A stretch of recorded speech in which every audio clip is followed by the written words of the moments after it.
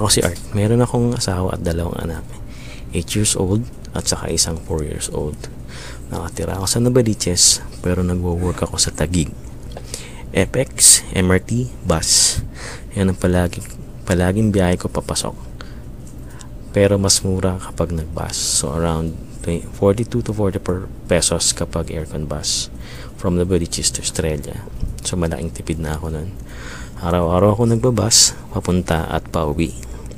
Maalis ako ng bahay ng 6 AM ng umaga para makarating sa opisina ng 8. Pag-uwi ko naman ng alas 5, nakakarating ako ng bahay ng alas 7 or alas 8 na ng gabi.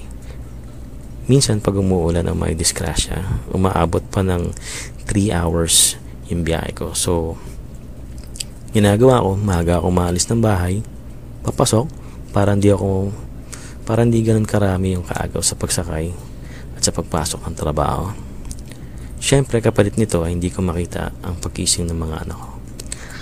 Kung sakali na pwede na yung magpa-reserve ng slot sa bus, siguradong malaking tulong kasi hindi na ako may pag-agawan sa bus station o sa daan papasok ng office. Hindi na rin magkikipag-agawan o mag-aagawan ng pasahero para sa bus. Kahit na maulan o may disgrasya, alam kong makakauwi ako na maayos. Sigurado ako na may masasakyan ako at sigurado makakaupo ako.